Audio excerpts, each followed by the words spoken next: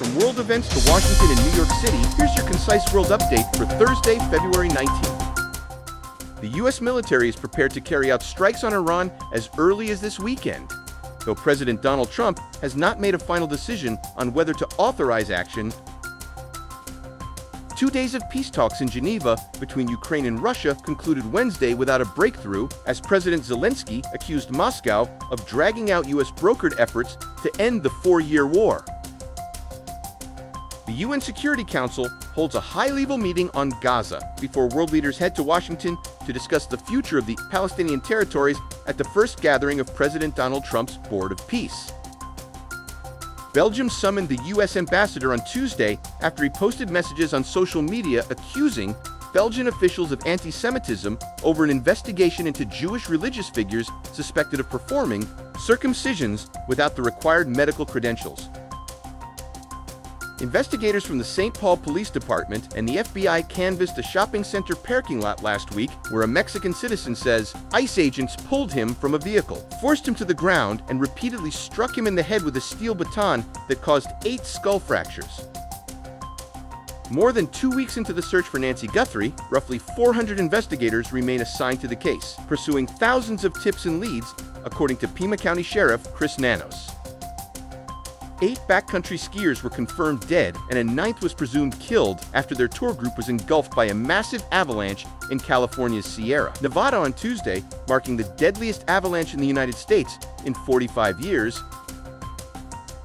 2 House Republicans are preparing to push for a chamber-wide vote on new sanctions against Russia over its war in Ukraine. After months of limited progress between the House, Senate, and the White House, President Donald Trump is scheduled to deliver the first State of the Union address of his second term Tuesday night. But a group of Democratic lawmakers plan to skip the speech and instead attend an alternative rally on the National Mall. House Democrats are weighing whether to force a vote to censure Representative Randy Fine if Speaker Mike Johnson declines to act. Kentucky Governor Andy Beshear plans to publish his first book this fall, joining a growing list of potential Democratic presidential contenders releasing memoirs that could help lay the groundwork for future national campaigns. The $205 million withheld since October by the Trump administration amid a political dispute over the region's largest infrastructure project has been restored, the Gateway Development Commission announced Wednesday. New York City Mayor Zohran Mamdani officially reshaped the city's Rent Guidelines Board by appointing 5 new members and reappointing 1, positioning the panel to decide whether his signature campaign pledge to freeze the rent would become reality for tenants in roughly 1 million rent-stabilized apartments. Mayor Zohran Mamdani announced Wednesday that he had directed New York City agencies to restart the process of sweeping homeless encampments, reversing a campaign vow and ending a pause he instituted on day 5 of his tenure. FDNY crews fought intense flames for 6 hours after a fire erupted from a transformer vault on an East Williamsburg street early Wednesday morning. South Knoxville native, who saved hundreds of Jewish Americans during World War II, will be awarded a Medal of Honor.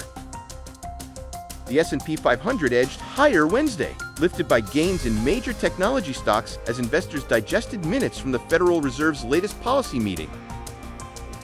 U.S. single-family home building rebounded in December, though a drop in permits for future construction signaled lingering weakness as higher mortgage rates and rising material costs continued to weigh on the housing market. From the Middle East to Wall Street, you're up to date.